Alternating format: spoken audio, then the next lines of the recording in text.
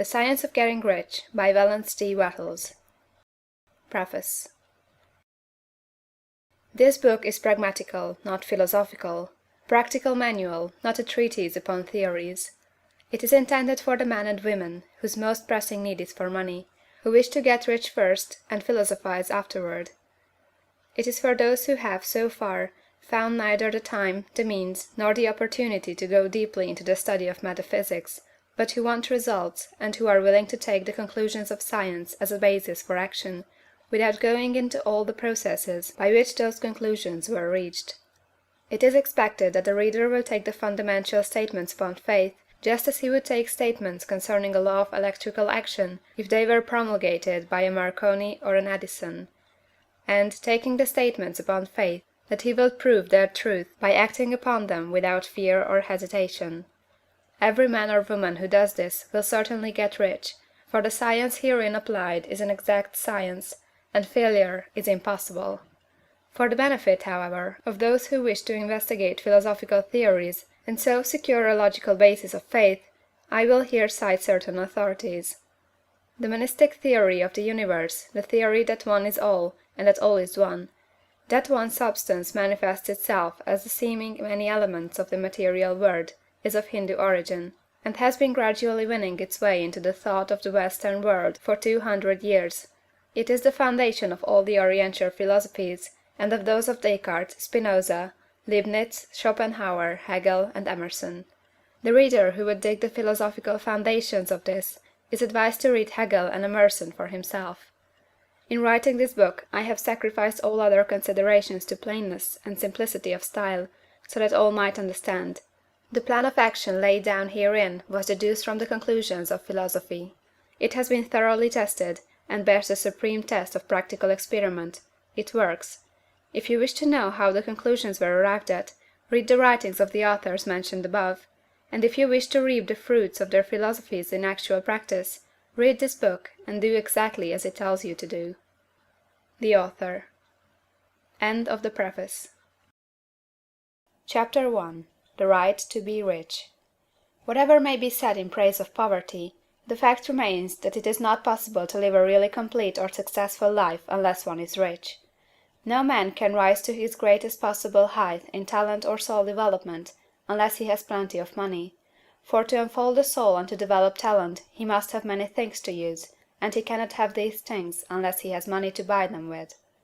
A man develops in mind, soul, and body by making use of things, and society is so organized that man must have money in order to become the possessor of things.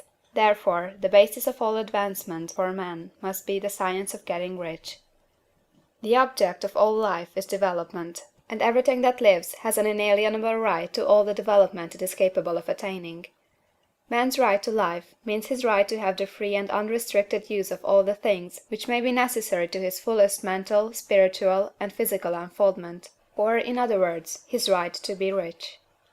In this book I shall not speak of riches in a figurative way. To be really rich does not mean to be satisfied or contented with a little. No man ought to be satisfied with a little if he is capable of using and enjoying more. The purpose of nature is the advancement and unfoldment of life, and every man should have all that can contribute to the power, elegance, beauty, and richness of life. To be content with less is sinful. The man who owns all he wants for the living of all the life he is capable of living is rich, and no man who has not plenty of money can have all he wants. Life has advanced so far, and become so complex, that even the most ordinary man or woman requires a great amount of wealth in order to live in a manner that even approaches completeness. Every person naturally wants to become all that they are capable of becoming. This desire to realize innate possibilities is inherent in human nature. We cannot help wanting to be all that we can be. Success in life is becoming what you want to be. You can become what you want to be only by making use of things, and you can have the free use of things only as you become rich enough to buy them. To understand the science of getting rich is therefore the most essential of all knowledge. There is nothing wrong in wanting to get rich. The desire for riches is really the desire for a richer, fuller, and more abundant life, and that desire is praiseworthy. The man who does not desire to live more abundantly is abnormal, and so the man who does not desire to have money enough to buy all he wants is abnormal. There are three motives for which we live. We live for the body, we live for the mind, we live for the soul. No one of these is better or holier than the other. All are alike desirable, and no one of the three, body, mind, or soul, can live fully if either of the others is cut short of full life and expression. It is not right or noble to live only for the soul and deny mind or body, and it is wrong to live for the intellect and deny body or soul. We are all acquainted with the loathsome consequences of living for the body and denying both mind and soul, and we can see that real life means the complete expression of all that man can give forth through body, mind, and soul. Whatever he can say, no man can be really happy or satisfied unless his body is living fully in every function, and unless the same is true for his mind and his soul. Wherever there is unexpressed possibility, or function not performed, there is unsatisfied desire. Desire is possibility seeking expression, or function seeking performance. Man cannot live fully in body without good food, comfortable clothing, and warm shelter, and without freedom from excessive toil. Rest and recreation are also necessary for his physical life. He cannot live fully in mind without books and time to study them, without opportunity to travel and observation, or without intellectual companionship. To live fully in mind he must have intellectual recreations, and must surround himself with all the objects of art and beauty he is capable of using and appreciating.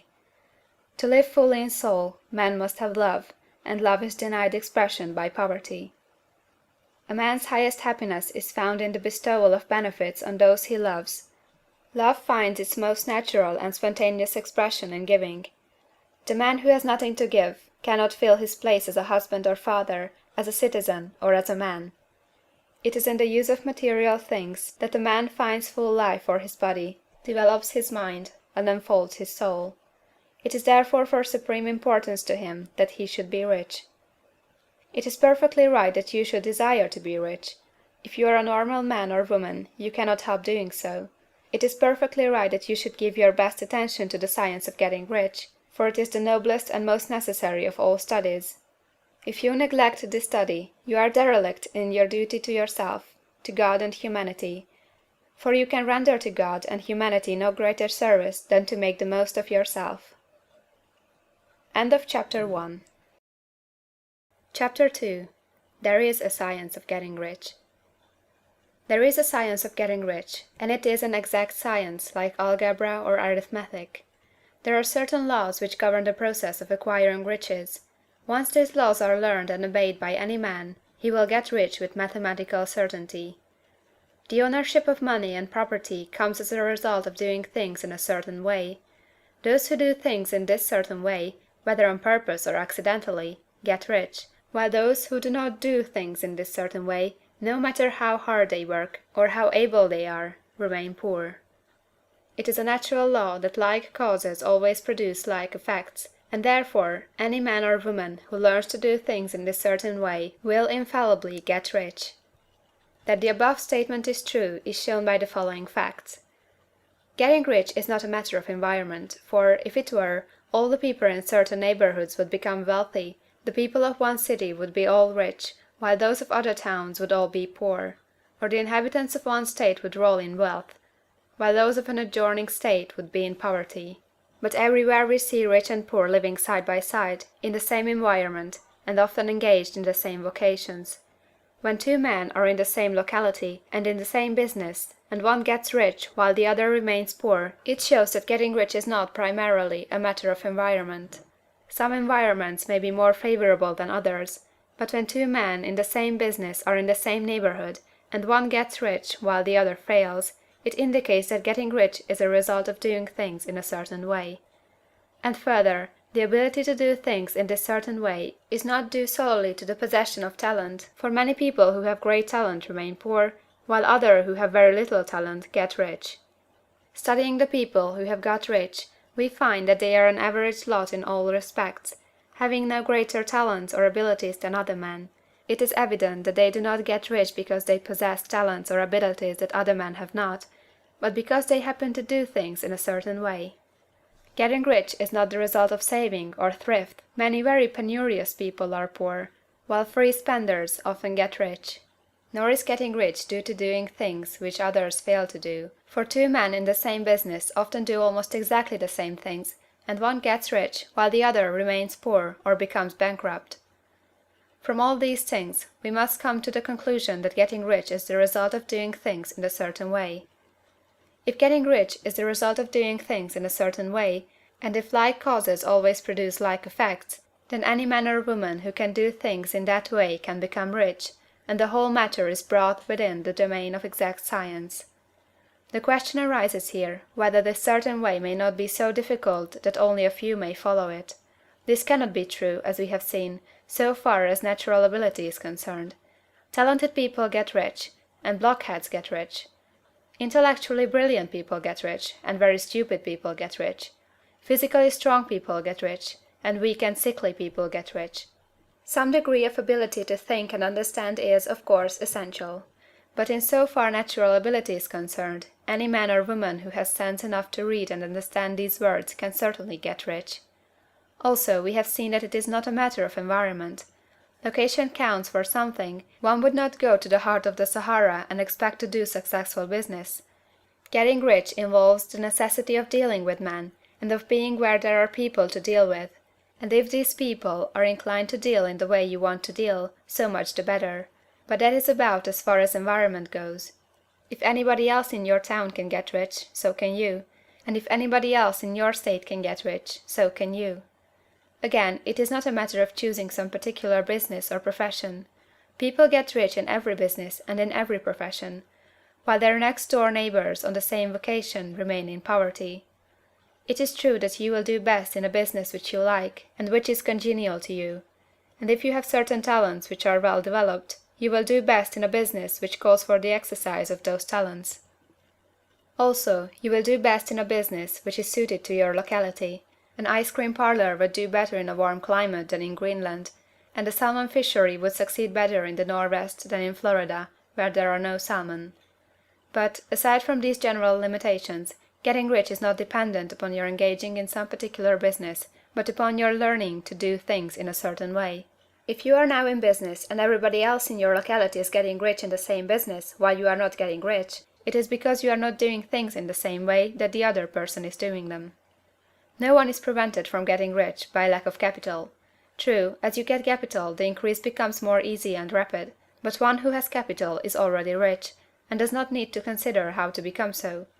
No matter how poor you may be, if you begin to do things in the certain way, you will begin to get rich, and you will begin to have capital.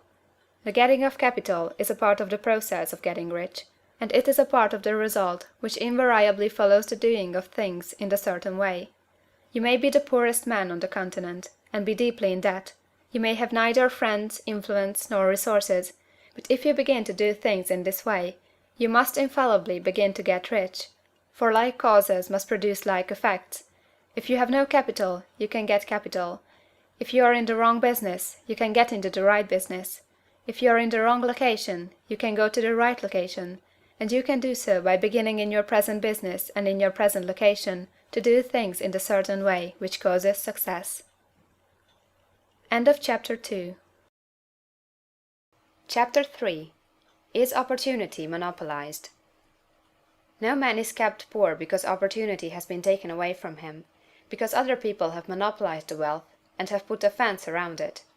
You may be shut off from engaging in business in certain lines, but there are other channels open to you. Probably it would be hard for you to get control of any of the great railroad systems. That field is pretty well monopolized. But the electric railway business is still in its infancy, and offers plenty of scope for enterprise, and it will be but a few years until traffic and transportation through the air will become a great industry, and in all its branches will give employment to hundreds of thousands and perhaps to millions of people. Why not turn your attention to the development of aerial transportation, instead of competing with J. Hill and others for a chance in the steam railway world? It is quite true that if you are a workman in the employ of the Steel Trust, you have very little chance of becoming the owner of the plant in which you work. But it is also true that if you will commence the act in a certain way, you can soon leave the employ of the Steel Trust. You can buy a farm of from 10 to 40 acres, and engage in business as a producer of foodstuffs. There is great opportunity at this time for men who will live upon small tracts of land and cultivate the same intensively. Such men will certainly get rich. You may say that it is impossible for you to get the land, but I am going to prove to you that it is not impossible, and that you can certainly get a farm if you will go to work in a certain way. At different periods, the tide of opportunity sets in different directions, according to the needs of the whole, and the particular state of social evolution which has been reached. At present, in America, it is setting toward agriculture and the allied industries and professions.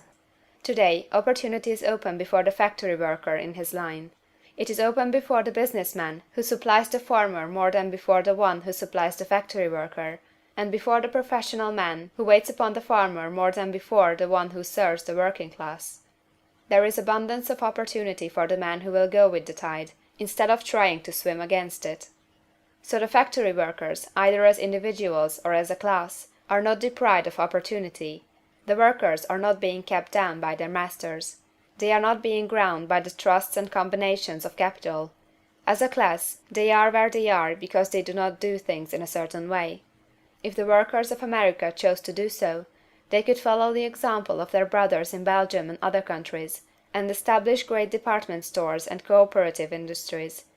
They could elect men of their own class to office, and pass laws favoring the development of such cooperative industries, and in a few years they could take peaceable possession of the industrial field. The working class may become the master class whenever they will begin to do things in a certain way. The law of wealth is the same for them as it is for all others. This they must learn, and they will remain where they are as long as they continue to do as they do. The individual worker, however, is not held down by the ignorance or the mental slothfulness of his class. He can follow the tide of opportunity to riches, and this book will tell them how. No one is kept in poverty by a shortness in the supply of riches. There is more than enough for all. A palace as large as the Capitol at Washington might be built for every family on earth from the building material in the United States alone, and under intensive cultivation this country would produce wool, cotton, linen, and silk enough to clothe each person in the world finer than Solomon was arrayed in all his glory, together with food enough to feed them all luxuriously. The visible supply is practically inexhaustible, and the invisible supply really is inexhaustible. Everything you see on earth is made from one original substance, out of which all things proceed. New forms are constantly being made, and older ones are dissolving, but all are shapes assumed by one thing. There is no limit to the supply of formless stuff, or original substance. The universe is made out of it, but it was not all used in making the universe. The spaces in, through, and between the forms of the visible universe are permeated and filled with the original substance, with the formless stuff, with the raw material of all things. 10,000 times as much as has been made might still be made, and even then we should not have exhausted the supply of universal raw material. No man, therefore, is poor because nature is poor, or because there is not enough to go around. Nature is an inexhaustible storehouse of riches. The supply will never run short. Original substance is alive with creative energy, and is constantly producing more forms. When the supply of building material is exhausted, more will be produced. When the soil is exhausted, so that foodstuffs and materials for clothing will no longer grow upon it, it will be renewed, or more soil will be made. When all the gold and silver has been dug from the earth, if man is still in such a stage of social development that he needs gold and silver, more will be produced from the formless. The formless stuff responds to the needs of man, it will not let him be without any good thing. This is true of man collectively. The race as a whole is always abundantly rich, and if individuals are poor, it is because they do not follow the certain way of doing things which makes the individual man rich. The formless stuff is intelligent. It is stuff which thinks. It is alive, and is always impelled toward more life. It is the natural and inherent impulse of life to seek to live more. It is the nature of intelligence to enlarge itself, and of consciousness to seek to extend its boundaries and find fuller expression. The universe of forms has been made by formless living substance, throwing itself into form in order to express itself more fully. The universe is a great living presence, always moving inherently toward more life and fuller functioning. Nature is formed for the advancement of life. Its impelling motive is the increase of life. For this cause, everything which can possibly minister to life is bountifully provided. There can be no lack unless God is to contradict himself and nullify his own works. You are not kept poor by lack in the supply of riches. It is a fact that I shall demonstrate a little farther on, that even the resources of the formless supply are at the command of the man or woman who will act and think in a certain way. Chapter 4. The first principle in the science of getting rich. Thought is the only power which can produce tangible riches from the formless substance. The stuff from which all things are made is a substance which thinks, and the thought of form in this substance produces the form. Original substance moves according to its thoughts. Every form and process you see in nature is the visible expression of a thought in original substance. As the formless stuff thinks of a form, it takes that form; as it thinks of a motion, it makes that motion. That is the way all things were created. We live in a thought world, which is part of a thought universe. The thought of a moving universe extended throughout formless substance, and the thinking stuff moving according to that thought took the form of systems of planets, and maintains that form. Thinking substance takes the form of its thought, and moves according to the thought. Holding the idea of a circling system of suns and worlds, it takes the form of these bodies, and moves them as it thinks. Thinking the form of a slow-growing oak tree, it moves accordingly, and produces the tree, though centuries may be required to do the work. In creating, the formless seems to move according to the lines of motion it has established. The thought of an oak tree does not cause the instant formation of a full-grown tree, but it does start in motion the forces which will produce the tree along established lines of growth. Every thought of form, held in thinking substance, causes the creation of the form, but always, or at least generally, along lines of growth and action already established. The thought of a house of a certain construction, if it were impressed upon formless substance, might not cause the instant formation of the house, but it would cause the turning of creative energies already working in trade and commerce into such channels as to result in the speedy building of the house. And if there were no existing channels through which the creative energy could work, then the house would be formed directly from primal substance, without waiting for the slow processes of the organic and inorganic world. No thought of form can be impressed upon original substance without causing the creation of the form. Man is a thinking centre, and can originate thought. All the forms that man fashions with his hands must first exist in his thought. He cannot shape a thing until he has thought that thing. And so far man has confined his efforts wholly to the work of his hands. He has applied manual labour to the world of forms, seeking to change or modify those already existing. He has never thought of trying to cause the creation of new forms by impressing his thoughts upon formless substance. When man has a thought form, he takes material from the forms of nature, and makes an image of the form which is in his mind. He has so far made little or no effort to cooperate with formless intelligence, to work with the Father. He has not dreamed that he can do what he seeth the Father doing. Man reshapes and modifies existing forms by manual labor. He has given no attention to the question whether he may not produce things from formless substance by communicating his thoughts to it. We propose to prove that he may do so, to prove that any man or woman may do so, and to show how. As our first step, we must lay down three fundamental propositions. First, we assert that there is one original formless stuff, or substance, from which all things are made. All the seemingly many elements are but different presentations of one element. All the many forms found in organic and inorganic nature are but different shapes, made from the same stuff. And this stuff is thinking stuff. A thought held in it produces the form of the thought. Thought, in thinking substance, produces shapes. Man is a thinking centre, capable of original thought. If man can communicate his thought to original thinking substance, he can cause the creation or formation of the thing he thinks about. To summarize this, there is a thinking stuff from which all things are made, and which, in its original state, permeates, penetrates, and fills the interspaces of the universe. A thought, in this substance, produces the thing that is imaged by the thought. Man can form things in his thought, and, by impressing his thought upon formless substance, can cause the thing he thinks about to be created.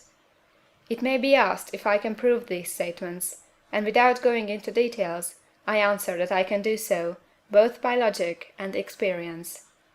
Reasoning back from the phenomena of form and thought, I come to one original thinking substance, and reasoning forward from this thinking substance, I come to man's power to cause the formation of the thing he thinks about. And, by experiment, I find the reasoning true, and this is my strongest proof. If one man who reads this book gets rich by doing what it tells him to do, that is evidence in support of my claim.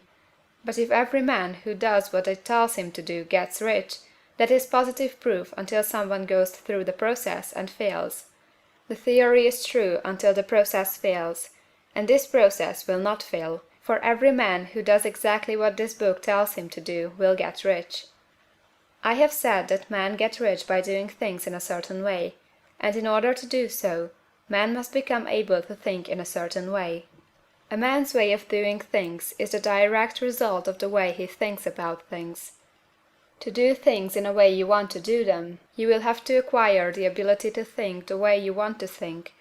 This is the first step toward getting rich. To think what you want to think is to think truth, regardless of appearances. Every man has the natural and inherent power to think what he wants to think, but it requires far more effort to do so than it does to think the thoughts which are suggested by appearances. To think according to appearance is easy.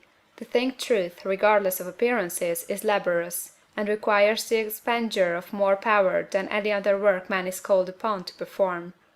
There is no labor from which most people shrink as they do from that of sustained and consecutive thought. It is the hardest work in the world. This is especially true when truth is contrary to appearances. Every appearance in the visible world tends to produce a corresponding form in the mind which observes it, and this can only be prevented by holding the thought of the truth. To look upon the appearance of disease will produce the form of disease in your own mind, and ultimately in your body, unless you hold the thought of the truth, which is that there is no disease. It is only an appearance, and the reality is health. To look upon the appearances of poverty will produce corresponding forms in your own mind, unless you hold to the truth that there is no poverty. There is only abundance. To think health when surrounded by the appearances of disease, or to think riches when in the midst of appearances of poverty, requires power. But he who acquires this power becomes a master mind. He can conquer fate. He can have what he wants. This power can only be acquired by getting hold of the basic fact which is behind all appearances, and that fact is that there is one thinking substance from which and by which all things are made. Then we must grasp the truth that every thought held in this substance becomes a form, and that man can so impress his thoughts upon it as to cause them to take form and become visible things. When we realize this, we lose all doubt and fear, for we know that we can create we want to create, we can get what we want to have, and can become what we want to be. As a first step toward getting rich, you must believe the three fundamental statements given previously in this chapter, and in order to emphasize them, I repeat them here. There is a thinking stuff from which all things are made, and which, in its original state, permeates, penetrates, and fills the interspaces of the universe. A thought, in this substance, produces the thing that is imaged by the thought. Man can form things in his thought, and, by impressing his thought upon formless substance, can cause the thing he thinks about to be created. You must lay aside all other concepts of the universe than this monistic one, and you must dwell upon this until it is fixed in your mind, and has become your habitual thought. Read these creed statements over and over again, fix every word upon your memory, and meditate upon them until you firmly believe what they say. If a doubt comes to you, cast it aside as a sin. Do not listen to arguments against this idea. Do not go to churches or lectures where a contrary concept of things is taught or preached. Do not read magazines or books which teach a different idea. If you get mixed up in your faith, all your efforts will be in vain. Do not ask why these things are true. nor speculate as to how they can be true. Simply take them on trust. The science of getting rich begins with the absolute acceptance of this faith. End of Chapter 4. Chapter 5. Increasing Life. You must get rid of the last vestige of the old idea that there is a deity whose will it is that you should be poor, or whose purposes may be served by keeping you in poverty. The intelligent substance which is all, and in all, and which lives in all, and lives in you, is a consciously living substance. Being a consciously living substance, it must have the nature and inherent desire of every living intelligence for increase of life. Every living thing must continually seek for the enlargement of its life, because life, in the mere act of living, must increase itself. A seed, dropped into the ground, springs into activity, and in the act of living produces 100 more seeds. Life, by living, multiplies itself.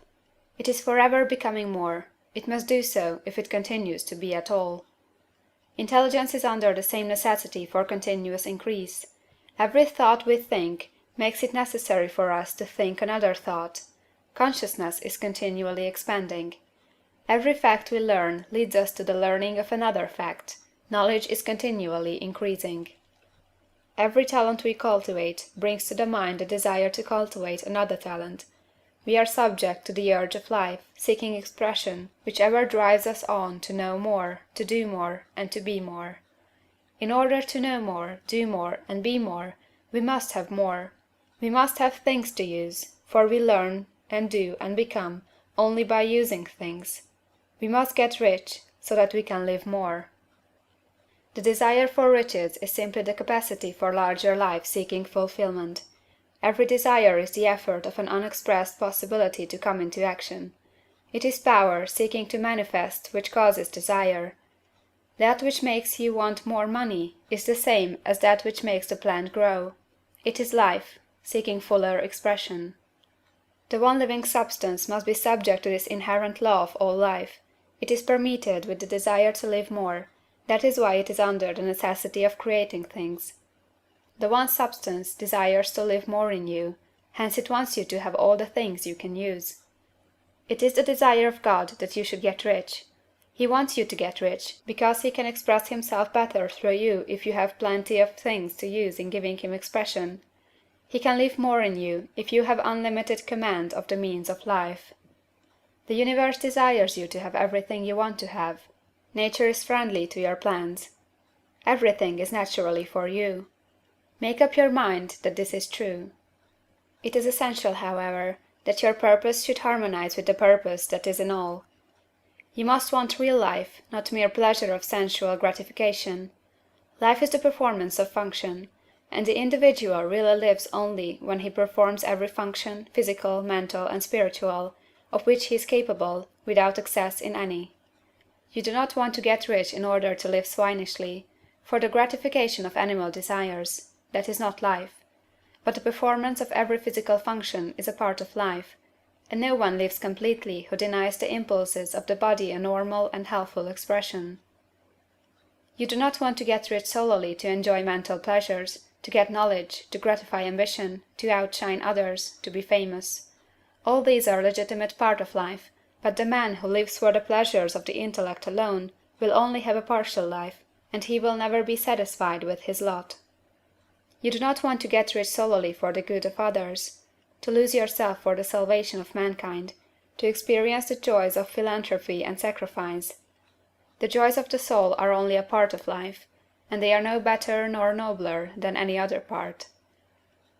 You want to get rich in order that you may eat, drink, and be merry when it is time to do these things, in order that you may surround yourself with beautiful things, see distant lands, feed your mind, and develop your intellect, in order that you may love man and do kind things, and be able to play a good part in helping the world to find truth. But remember that extreme altruism is no better nor nobler than extreme selfishness. Both are mistakes.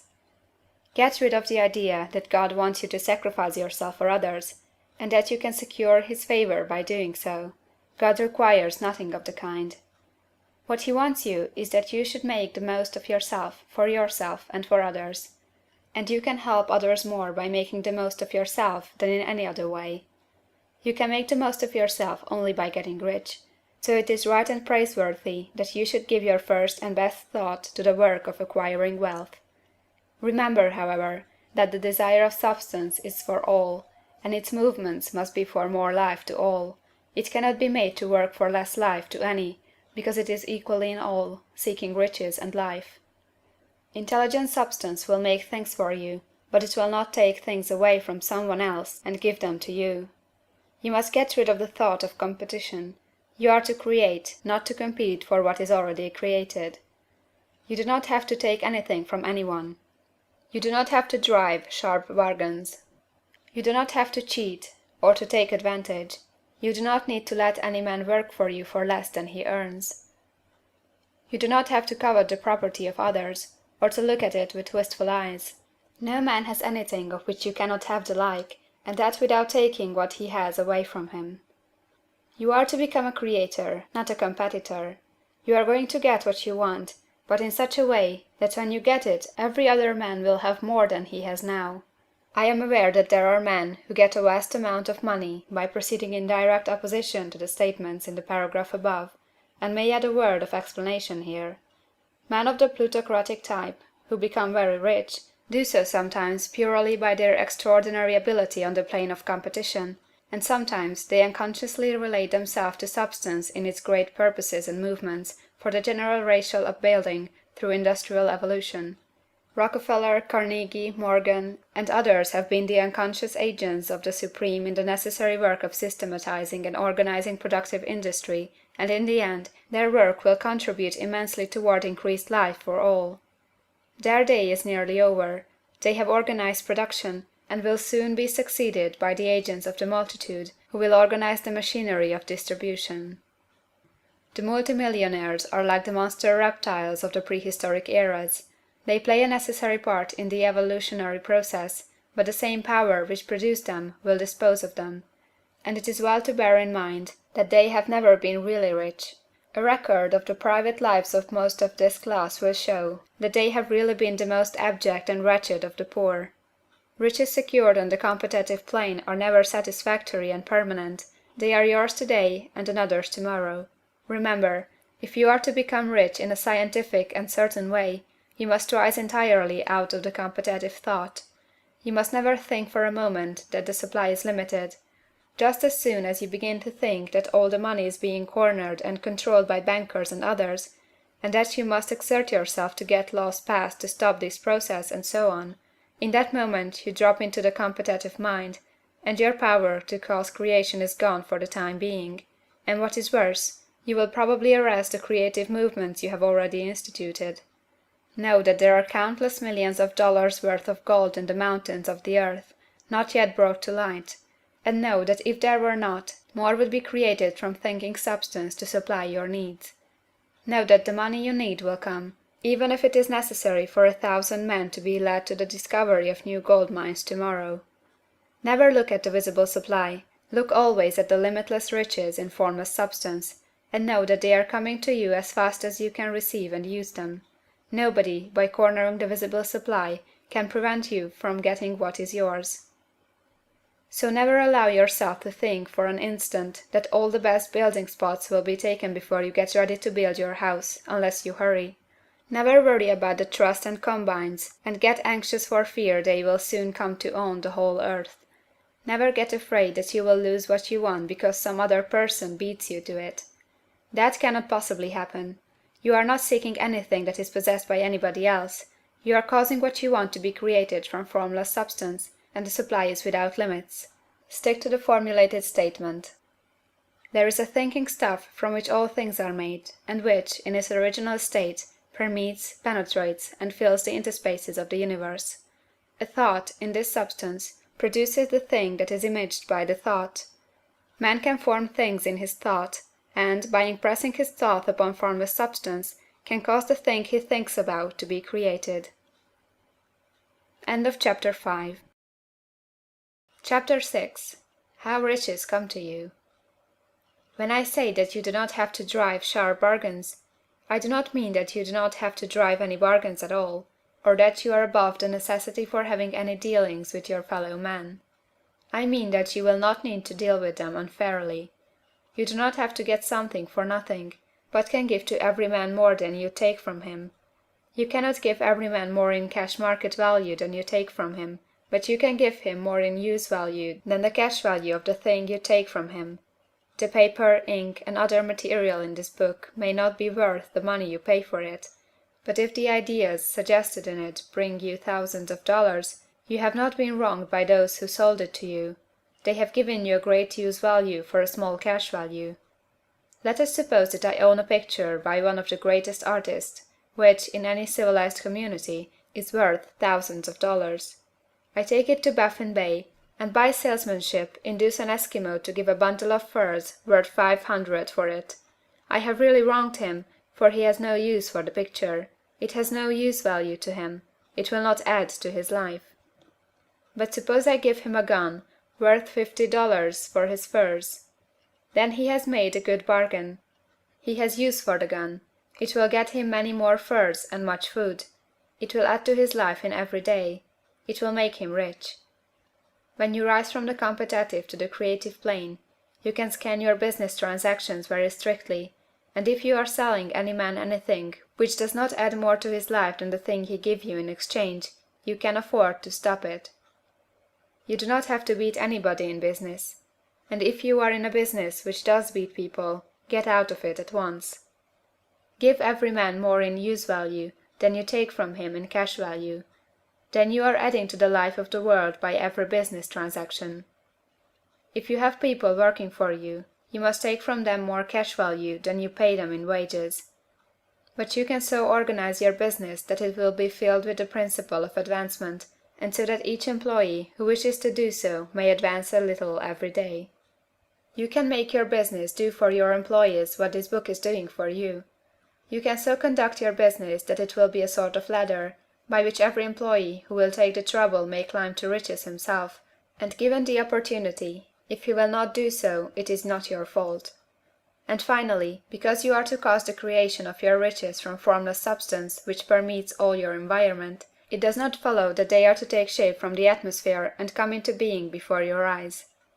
If you want a sewing machine, for instance, I do not mean to tell you that you are to impress the thought of a sewing machine on thinking substance until the machine is formed without hands, in the room where you sit or elsewhere.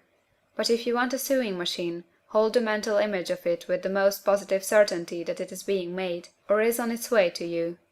After once forming the thought, have the most absolute and unquestioning faith that a sewing machine is coming. Never think of it or speak of it in any other way than as being sure to arrive. Claim it as already yours. It will be brought to you by the power of the Supreme Intelligence acting upon the minds of men. If you live in Maine, it may be that a man will be brought from Texas or Japan to engage in some transaction which will result in your getting what you want. If so, the whole matter will be as much to that man's advantage as it is to yours.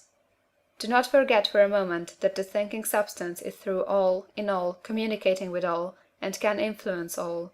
The desire of thinking substance for fuller life and better living has caused the creation of all the sewing machines already made, and it can cause the creation of millions more, and will, whenever men set it in motion by desire and faith, and by acting in a certain way.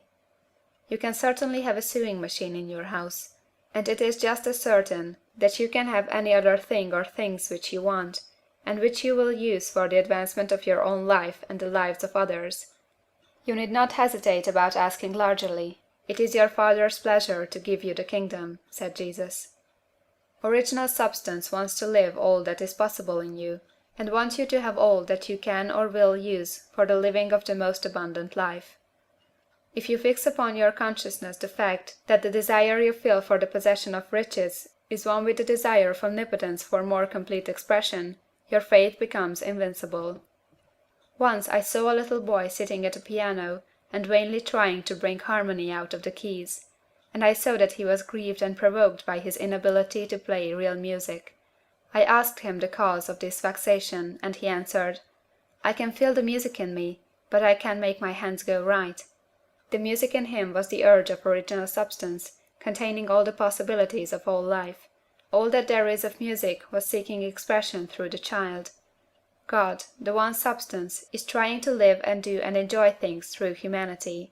He is saying, I want hands to build wonderful structures, to play divine harmonies, to paint glorious pictures. I want feet to run my errands, eyes to see my beauties, tongues to tell mighty truths, and to sing marvelous songs, and so on. All that there is of possibility is seeking expression through man.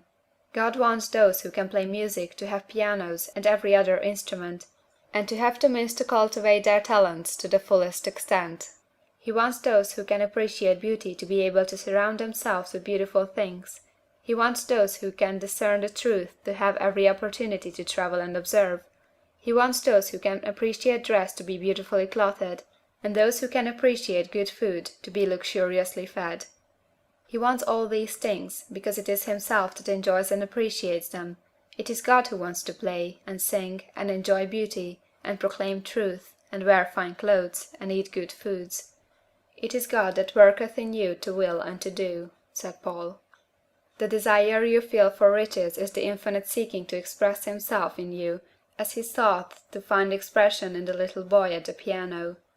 So you need not hesitate to ask largely. Your part is to focalize and express the desire to God. This is a difficult point with most people. They retain something of the old idea that poverty and self-sacrifice are pleasing to God. They look upon poverty as a part of the plan, a necessity of nature. They have the idea that God has finished his work, and made all that he can make, and that the majority of men must stay poor, because there is not enough to go around. They hold so much to this erroneous thought that they feel ashamed to ask for wealth. They try not to want more than a very modest competence, just enough to make them fairly comfortable. I recall now a case of one student who was told that he must get in mind a clear picture of the things he desired, so that the creative thought of them might be impressed on formless substance. He was a very poor man, living in a rented house, and having only what he earned from day to day, and he could not grasp the fact that all wealth was his. So, after thinking the matter over, he decided that he might reasonably ask for a new rug on the floor of his best room and an anthracite coal stove to heat the house during the cold winter. Following the instructions given in this book, he obtained these things in a few months, and then it dawned upon him that he had not asked enough. He went through the house in which he lived, and planned all the improvements he would like to make in it. He mentally added a bay window here, a room there, until it was complete in his mind as his ideal home, and then he planned its furnishings.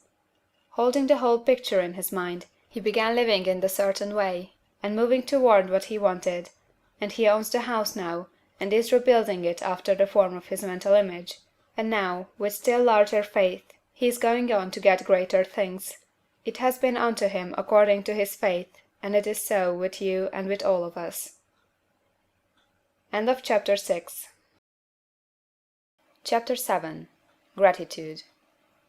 The illustrations given in the last chapter will have conveyed to the reader the fact that the first step toward getting rich is to convey the idea of your wants to the formless substance.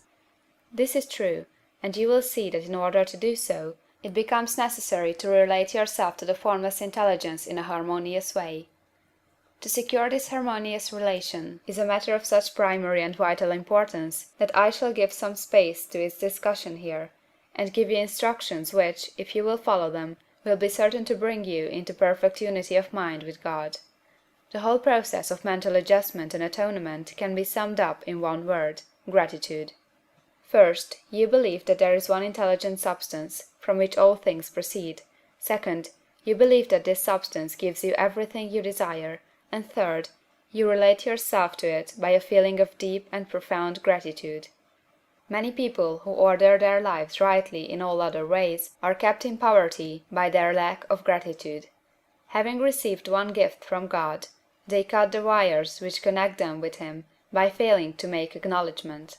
It is easy to understand that the nearer we live to the source of wealth, the more wealth we shall receive.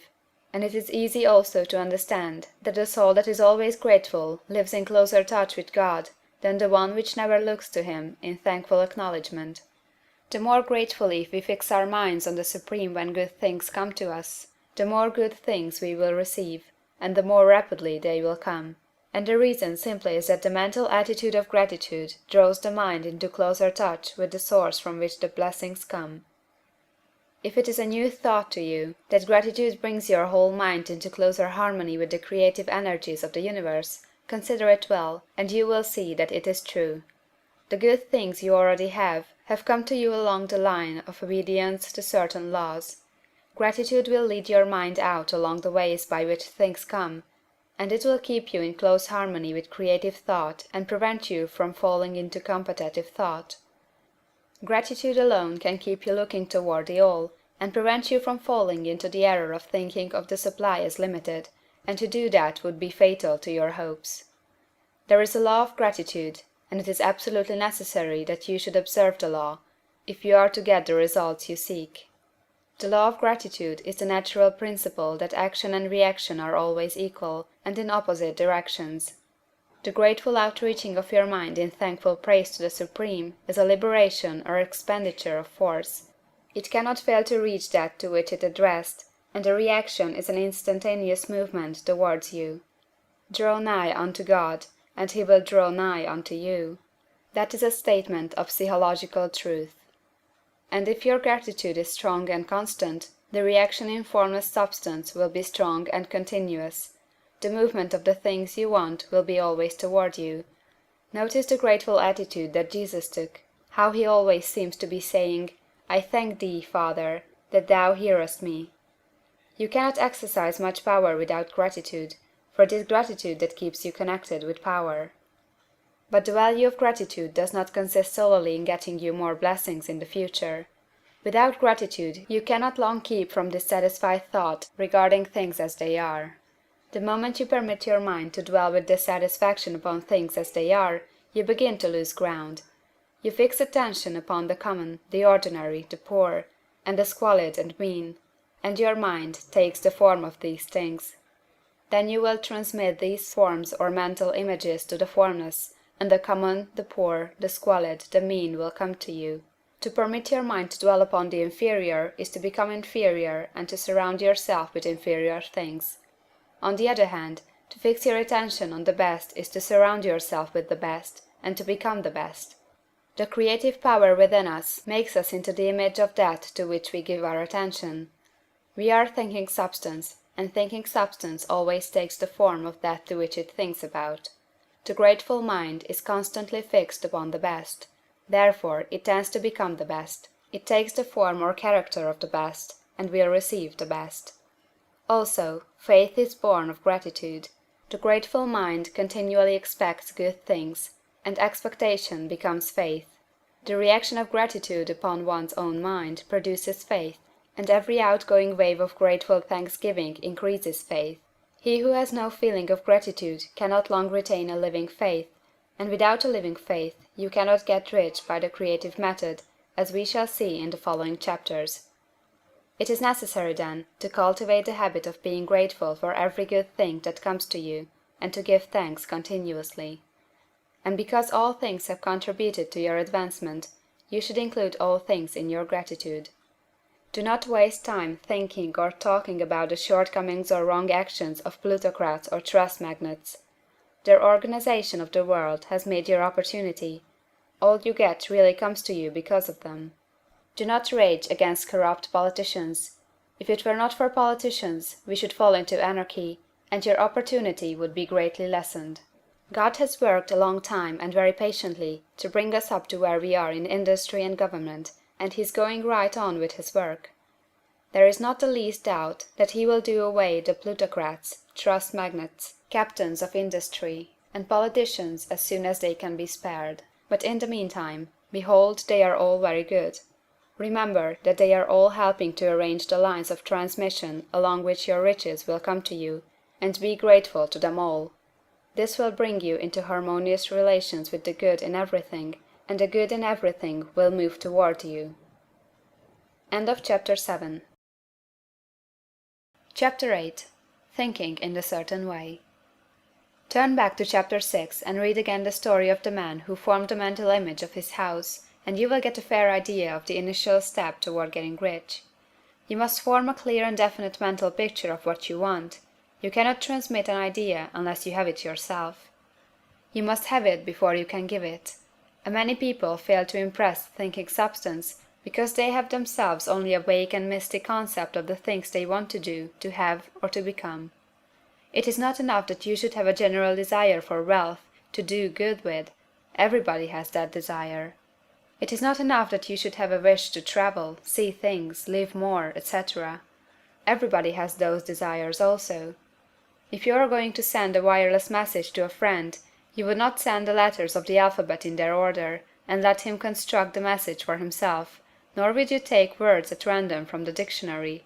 You would send a coherent sentence, one which meant something. When you try to impress your wants upon substance, remember that it must be done by a coherent statement. You must know what you want, and be definite. You can never get rich or start the creative power into action by sending out unformed longings and vague desires. Go over your desires, just as the man I have described went over his house. See just what you want, and get a clear mental picture of it as you wish it to look when you get it.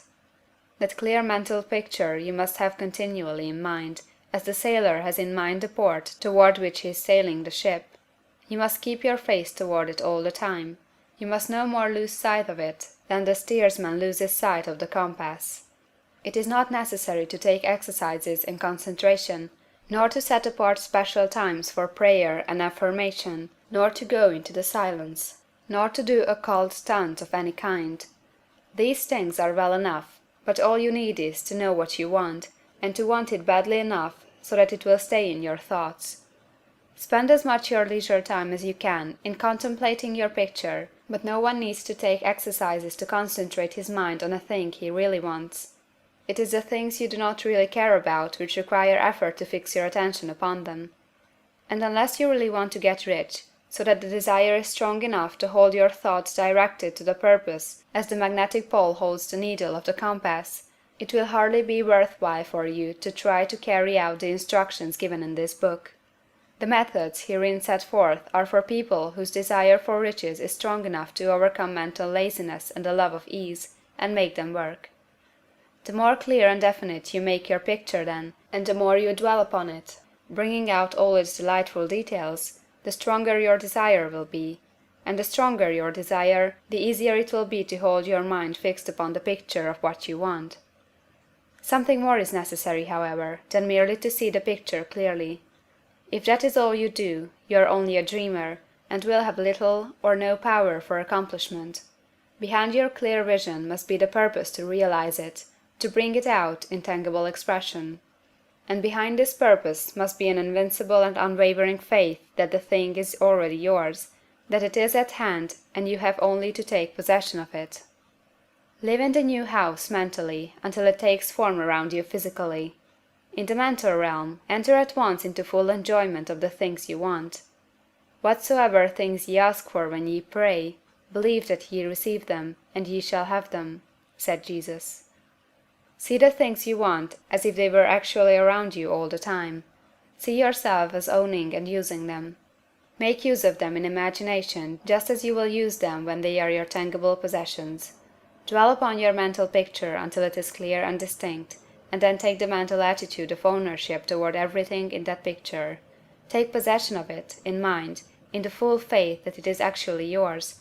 Hold to this mental ownership. Do not waver for an instant in the faith that it is real. And remember what was said in the preceding chapter about gratitude. Be as thankful for it all the time as you expect it to be when it has taken form. The man who can sincerely thank God for the things which as yet he owns only in imagination, has real faith. He will get rich. He will cause the creation of whatsoever he wants. You do not need to pray repeatedly for things you want. It is not necessary to tell God about it every day. Use not vain repetitions as the heathen do, said Jesus to his pupils, for your Father knoweth that ye have need of these things before ye ask him. Your part is to intelligently formulate your desire for the things which make for a larger life, and to get these desire arranged into a coherent whole, and then to impress this whole desire upon the formless substance, which has the power and the will to bring you what you want. You do not make this impression by repeating strings of words. You make it by holding the vision with unshakable purpose to attain it, and with steadfast faith that you do attain it. The answer to prayer is not according to your faith while you are talking, but according to your faith while you are working. You cannot impress the mind of God by having a special Sabbath day set apart to tell him what you want, and the forgetting him during the rest of the week. You cannot impress him by having special hours to go into your closet and pray, if you then dismiss the matter from your mind until the hour of prayer comes again. Oral prayer is well enough, and has its effect, especially upon yourself, in clarifying your vision and strengthening your faith. But it is not your oral petitions which get you what you want. In order to get rich, you do not need a sweet hour of prayer, you need to pray without ceasing. And by prayer I mean holding steadily to your vision, with the purpose to cause its creation into solid form, and the faith that you are doing so. Believe that ye receive them. The whole matter turns on receiving, once you have clearly formed your vision. When you have formed it, it is well to make an oral statement, addressing the Supreme in reverent prayer, and from that moment you must, in mind, receive what you ask for. Live in the new house, wear the fine clothes, ride in the automobile, go on the journey, and confidently plan for greater journeys. Think and speak of all the things you have asked for in terms of actual present ownership. Imagine an environment and a financial condition exactly as you want them, and live all the time in that imaginary environment and financial condition. Mind, however, that you do not do this as a mere dreamer or castle builder. Hold to the faith that the imaginary is being realized, and to the purpose to realize it. Remember that it is faith and purpose in the use of the imagination which makes the difference between the scientist and the dreamer. And having learned this fact, it is here that you must learn the proper use of the will. End of Chapter 8. Chapter 9. How to use the will. To set about getting rich in a scientific way, you do not try to apply your willpower to anything outside of yourself. You have no right to do so, anyway. It is wrong to apply your will to other men and women in order to get them do what you wish done. It is as flagrantly wrong to coerce people by mental power as it is to coerce them by physical power. If compelling people by physical force to do things for you reduces them to slavery, compelling them by mental means accomplishes exactly the same thing. The only difference is in methods. If taking things from people by physical force is robbery, then taking things by mental force is robbery also. There is no difference in principle. You have no right to use your willpower upon another person, even for his own good, for you do not know what is for his good. The science of getting rich does not require you to apply power or force to any other person, in any way whatsoever. There is not the slightest necessity for doing so. Indeed, any attempt to use your will upon others will only tend to defeat your purpose. You do not need to apply your will to things in order to compel them to come to you. That would simply be trying to coerce God, and would be foolish and useless, as well as irreverent. You do not have to compel God to give you good things, any more than you have to use your willpower to make the sun rise. You do not have to use your willpower to conquer an unfriendly deity, or to make stubborn and rebellious forces do your bidding.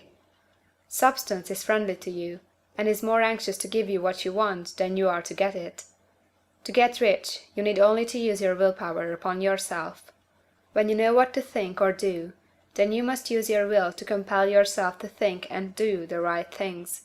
That is the legitimate use of the will in getting what you want, to use it in holding yourself to the right course. Use your will to keep yourself thinking and acting in a certain way. Do not try to project your will, or your thoughts, or your mind out into space, to act on things or people. Keep your mind at home. It can accomplish more there than elsewhere. Use your mind to form a mental image of what you want, and to hold that vision with faith and purpose. And use your will to keep your mind working in the right way. The more steady and continuous your faith and purpose, the more rapidly you will get rich, because you will make only positive impressions upon substance, and you will not neutralize or offset them by negative impressions. The picture of your desires, held with faith and purpose, is taken up by the formless, and permits it to great distances throughout the universe for all I know. As this impression spreads, All things are set moving toward its realization. Every living thing, every inanimate thing, and the things yet uncreated, are stirred toward bringing into being that which you want. All force begins to be exerted in that direction, all things begin to move toward you. The minds of people, everywhere, are influenced toward doing the things necessary to the fulfilling of your desires, and they work for you unconsciously. But you can check all this by starting a negative impression in the formless substance. Doubt or unbelief is as certain to start a movement away from you as faith and purpose are to start one toward you. It is by not understanding this that most people who try to make use of mental science in getting rich make their failure. Every hour and moment you spend in giving heed to doubts and fears, every hour you spend in worry, every hour in which your soul is possessed by unbelief, sets a current away from you in the whole domain of intelligent substance. All the promises are unto them that believe, and unto them only. Notice how insistent Jesus was upon his point of belief, and now you know the reason why. Since belief is all important, it behooves you to guard your thoughts, and as your beliefs will be shaped in a very great extent by the things you observe and think about, it is important that you should command your attention. And here the will comes into use, for it is by your will that you determine upon what things your attention shall be fixed. If you want to become rich, you must not make a study of poverty. Things are not brought into being by thinking about their opposites. Health is never to be attained by studying disease and thinking about disease. Righteousness is not to be promoted by studying sin and thinking about sin. And no one ever got rich by studying poverty and thinking about poverty. Medicine as a science of disease has increased disease. Religion as science of sin has promoted sin. And economics as a study of poverty will fill the world with wretchedness and want. Do not talk about poverty. Do not investigate it or concern yourself with it. Never mind what its causes are. You have nothing to do with them. What concerns you is the cure. Do not spend your time in charitable work or charity movements. All charity only tends to perpetuate the wretchedness it aims to eradicate. I do not say that you should be hard-hearted or unkind, and refuse to hear the cry of need. But you must not try to eradicate poverty in any of the conventional ways. Put poverty behind you, and put all that pertains to it behind you and make good. Get rich, that is the best way you can help the poor. And you cannot hold the mental image which is to make you rich, if you fill your mind with pictures of poverty. Do not read books or papers which give you circumstantial accounts of the wretchedness of the tenement dwellers, of the horrors of child labor, and so on. Do not read anything which fills your mind with gloomy images of want and suffering. You cannot help the poor in the least by knowing about these things, and the widespread knowledge of them does not tend to all to do away with poverty. What tends to do away with poverty is not the getting of pictures of poverty into your mind, but getting pictures of wealth into the minds of the poor. You are not deserting the poor in their misery when you refuse to allow your mind to be filled with pictures of that misery. Poverty can be done away with, not by increasing the number of well-to-do people to think about poverty, but by increasing the number of poor people who purpose with faith to get rich. The poor do not need charity, they need inspiration. Charity only sends them a loaf of bread to keep them alive in their wretchedness, or gives them an entertainment to make them forget for an hour or two. But inspiration will cause them to rise out of their misery. If you want to help the poor, demonstrate to them that they can become rich. Prove it by getting rich yourself. The only way in which poverty will ever be banished from this world is by getting a large and constantly increasing number of people to practice the teaching of this book. People must be taught to become rich by creation, not by competition. Every man who becomes rich by competition throws down behind him the ladder by which he rises, and keeps others down. But every man who gets rich by creation opens a way for thousands to follow him, and inspires them to do so. You are not showing hardness of heart or an unfeeling disposition when you refuse to pity poverty, see poverty, read about poverty, or think and talk about it, or to listen to those who do talk about it. Use your willpower to keep your mind off the subject of poverty, and to keep it fixed with faith and purpose on the vision of what you want. End of Chapter 9. Chapter 10. Further Use of the Will. You cannot retain a true and clear vision of wealth if you are constantly turning your attention to opposing pictures, whether they be external or imaginary. Do not tell of your past troubles of a financial nature; if you have had them, do not think of them at all. Do not tell of the poverty of your parents, or the hardships of your early life. To do any of these things is to mentally class yourself with the poor for the time being, and it will certainly check the movement of things in your direction. Let the dead bury their dead, as Jesus said. Put poverty and all things that pertain to poverty completely behind you. You have accepted a certain theory of the universe as being correct, and are resting all your hopes of happiness on its being correct. And what can you gain by giving heed to conflicting theories? Do not read religious books which tell you that the world is soon coming to an end.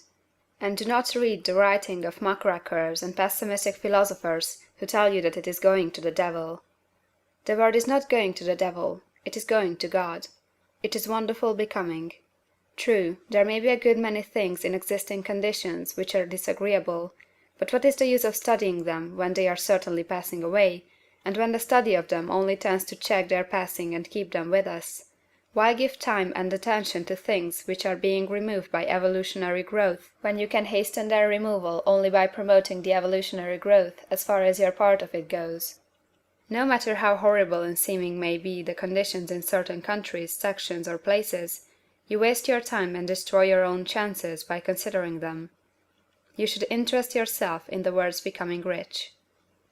Think of the riches the world is coming into, instead of the poverty it is growing out of. And bear in mind that the only way in which you can assist the world in growing rich is by growing rich yourself through the creative method, not the competitive one. Give your attention wholly to the riches. Ignore poverty. Whenever you think or speak of those who are poor, think and speak of them as those who are becoming rich, as those who are to be congratulated rather than pitied. Then they and others will catch the inspiration and begin to search for the way out.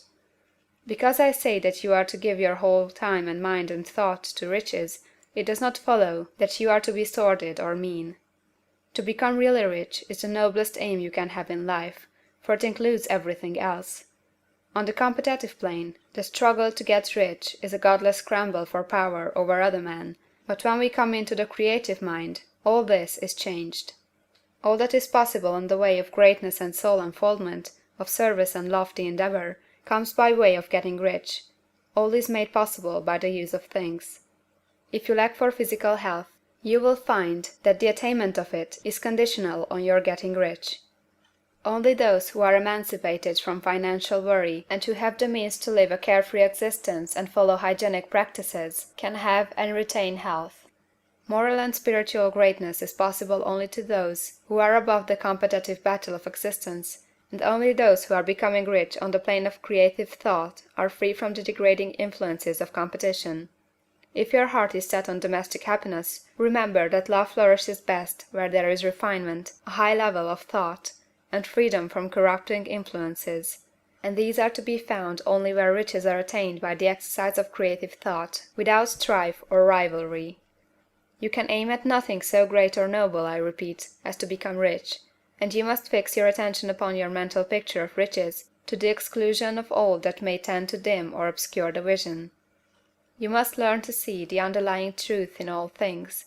You must see beneath all seemingly wrong conditions the great one life ever moving forward toward fuller expression and more complete happiness. It is the truth that there is no such thing as poverty, that there is only wealth. Some people remain in poverty because they are ignorant of the fact that there is wealth for them, and these can be best taught by showing them the way of affluence in your own person and practice. Others are poor because, while they feel that there is a way out, they are too intellectually indolent to put forth the mental effort necessary to find that way and by travel it, and for these the very best thing you can do is to arouse their desire by showing them the happiness that comes from being rightly rich. Others still are poor because, while they have some notion of science, they have become so swamped and lost in the maze of metaphysical and occult theories that they do not know which road to take. They try a mixture of many systems and fail in all. For these again the very best thing to do is to show the right way in your own person and practice, An ounce of doing things is worth a pound of theorizing. The very best thing you can do for the whole world is to make the most of yourself. You can serve God and man in no more effective way than by getting rich, that is, if you get rich by the creative method and not by the competitive one. Another thing, we assert that this book gives in detail the principles of the science of getting rich, and if that is true, you do not need to read any other book upon the subject. This may sound narrow and egoistical, but consider, there is no more scientific method of computation in mathematics than by addition, subtraction, multiplication, and division. No other method is possible. There can be but one shortest distance between 2 points. There is only one way to think scientifically, and that is to think in the way that leads to the most direct and simple route to the goal. No man has yet formulated a briefer or less complex system than the one set forth herein. It has been stripped of all non-essentials. When you commence on this, lay all others aside. Put them out of your mind altogether. Read this book every day, keep it with you, commit it to memory, and do not think about other systems and theories. If you do, you will begin to have doubts, and to be uncertain and wavering in your thought, and then you will begin to make failures. After you have made good and become rich, you may study other systems as much as you please, but until you are quite sure that you have gained what you want, do not read anything on this line but this book, unless it be the authors mentioned in the preface. And read only the most optimistic comments on the world's news, those in harmony with your picture. Also, postpone your investigations into the occult. Do not dabble in theosophy, spiritualism, or kindred studies. It is very likely that the dead still live, and are near, but if they are, let them alone. Mind your own business. Wherever the spirits of the dead may be, they have their own work to do, and their own problems to solve, and we have no right to interfere with them. We cannot help them, and it is very doubtful whether they can help us, or whether we have any right to trespass upon their time if they can. Let the dead and the hereafter alone, and solve your own problem, get rich. If you begin to mix with the occult, you will start mental cross-currents which will surely bring your hopes to shipwreck. Now, this and the preceding chapters have brought us to the following statement of the basic facts. There is a thinking stuff from which all things are made, and which, in its original state, permeates, penetrates, and fills the interspaces of the universe. A thought in this substance produces the thing that is imaged by the thought. Man can form things in his thought, and, by impressing his thought upon formless substance, can cause the thing he thinks about to be created. In order to do this, man must pass from the competitive to the creative mind. He must form a clear mental picture of the things he wants, and hold this picture in his thoughts with the fixed purpose to get what he wants, and the unwavering faith that he does get what he wants, closing his mind against all that may tend to shake his purpose, dim his vision, or quench his faith. And in addition to all this, we shall now see that he must live and act in a certain way. End of Chapter 10. Chapter 11. Acting in a certain way. Thought is the creative power, or the impelling force which causes the creative power to act. Thinking in a certain way will bring riches to you, but you must not rely upon thought alone, paying no attention to personal action. That is the rock upon which many otherwise scientific metaphysical thinkers meet shipwreck, the failure to connect thought with personal action. We have not yet reached the stage of development, even supposing such a stage to be possible, in which man can create directly from formless substance without nature's processes or the work of human hands. Man must not only think, but his personal action must supplement his thought.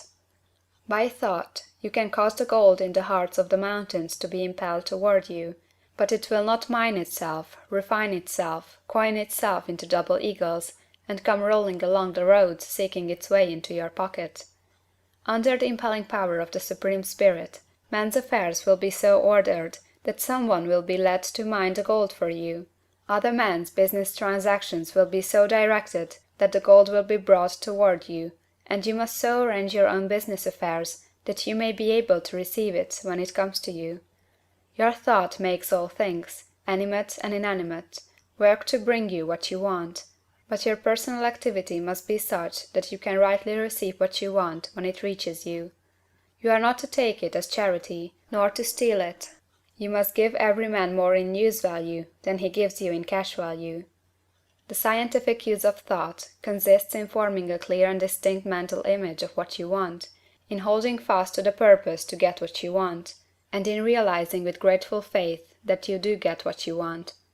Do not try to project your thought in any mysterious or occult way, with the idea of having it go out and do things for you. That is wasted effort, and will weaken your power to think with sanity. The action of thought in getting rich is fully explained in the preceding chapters. Your faith and purpose positively impress your vision upon formless substance, which has the same desire for more life that you have, and this vision, received from you, sets all the creative forces at work in and through their regular channels of action, but directed toward you.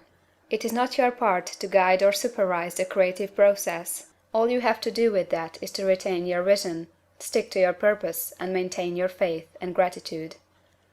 But you must act in a certain way, so that you can appropriate what is yours when it comes to you, so that you can meet the things you have in your picture, and put them in their proper places as they arrive. You can really see the truth of this. When things reach you, they will be in the hands of other men, who will ask an equivalent for them. And you can only get what is yours by giving the other man what is his. Your pocketbook is not going to be transformed into a Fortunatus purse, which shall be always full of money without effort on your part. This is the crucial point in the science of getting rich. Right here, when thought and personal action must be combined, there are very many people who, consciously or unconsciously, set the creative forces in action by the strength and persistence of their desires, but who remain poor because they do not provide for the reception of the thing they want when it comes. By thought, the thing you want is brought to you; by action, you receive it. Whatever your action is to be, it is evident that you must act now. You cannot act in the past, and it is essential to the clearness of your mental vision that you dismiss the past from your mind. You cannot act in the future, for the future is not here yet. And you cannot tell how you will want to act in any future contingency until that contingency has arrived. Because you are not in the right business or the right environment now, do not think that you must postpone action until you get into the right business or environment. And do not spend time in the present taking thought as to the best course in possible future emergencies. Have faith in your ability to meet any emergency when it arrives. If you act in the present with your mind on the future, your present action will be with a divided mind and will not be effective. Put your whole mind into present action. Do not give your creative impulse to original substance, and then sit down and wait for results. If you do, you will never get them. Act now. There is never any time but now, and there never will be any time but now. If you are ever to begin to make ready for the reception of what you want, you must begin now.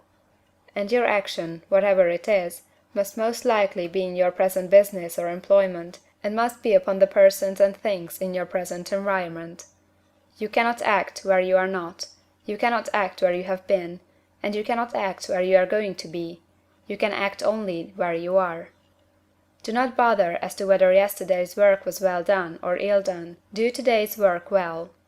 Do not try to do tomorrow's work now. There will be plenty of time to do that when you get to it. Do not try, by occult or mystical means, to act on people or things that are out of your reach. Do not wait for a change of environment before you act. Get a change of environment by action. You can so act upon the environment in which you are now as to cause yourself to be transferred to a better environment. Hold with faith and purpose the vision of yourself in the better environment, but act upon your present environment with all your heart, and with all your strength, and with all your mind. Do not spend any time in day dreaming or castle building. Hold to the one vision of what you want, and act now. Do not cast about seeking some new thing to do, or some strange, unusual, or remarkable action to perform as a first step toward getting rich. It is probable that your actions, at least for some time to come, will be those you have been performing for some time past. But you are to begin now to perform these actions in a certain way, which will surely make you rich. If you are engaged in some business, and feel that it is not the right one for you, do not wait until you get into the right business before you begin to act. Do not feel discouraged, or sit down and lament because you are misplaced. No man was ever so misplaced but that he could not find the right place, and no man ever became so involved in the wrong business but that he could get into the right business. Hold the vision of yourself in the right business, with the purpose to get into it, and the faith that you will get into it, and are getting into it. But act in your present business. Use your present business as the means of getting a better one, and use your present environment as the means of getting into a better one. Your vision of the right business, if held with faith and purpose, will cause the Supreme to move the right business toward you, and your action, if performed in the certain way, will cause you to move toward the business. If you are an employee, or wage earner, and feel that you must change places in order to get what you want, do not project your thought into space and rely upon it to get you another job. It will probably fail to do so. Hold the vision of yourself in the job you want, while you act with faith and purpose on the job you have, and you will certainly get the job you want. Your vision and faith will set the creative force in motion to bring it toward you, and your action will cause the forces in your own environment to move you toward the place you want. In closing this chapter, we will add another statement to our syllabus. There is a thinking stuff from which all things are made, and which, in its original state, permeates, penetrates, and fills the interspaces of the universe. A thought, in this substance, produces the thing that is imaged by the thought. Man can form things in his thought, and, by impressing his thought upon formless substance, can cause the thing he thinks about to be created. In order to do this, man must pass from the competitive to the creative mind. He must form a clear mental picture of the thing he wants, and hold this picture in his thoughts, with the fixed purpose to get what he wants, and the unwavering faith that he does get what he wants, closing his mind to all that may tend to shake his purpose, dim his vision, or quench his faith. That he may receive what he wants when it comes, man must act now upon the people and things in his present environment. End of Chapter 11. Chapter 12. Efficient Action. You must use your thought as directed in previous chapters, and begin to do what you can do where you are, and you must do all that you can do where you are. You can advance only by being larger than your present place, and no man is larger than his present place who leaves undone any of the work pertaining to that place. The world is advanced only by those who more than fill their present places. If no man quite filled his present place, you can see that there must be a going backward in everything. Those who do not quite fill their places are dead weight upon society, government, commerce, and industry. They must be carried along by others at a great expense. The progress of the world is retarded only by those who do not fill the places they are holding. They belong to a former age and a lower stage or plane of life, and their tendency is toward degeneration. No society could advance if every man was smaller than his place. Social evolution is guided by the law of physical and mental evolution. In the animal world, evolution is caused by excess of life.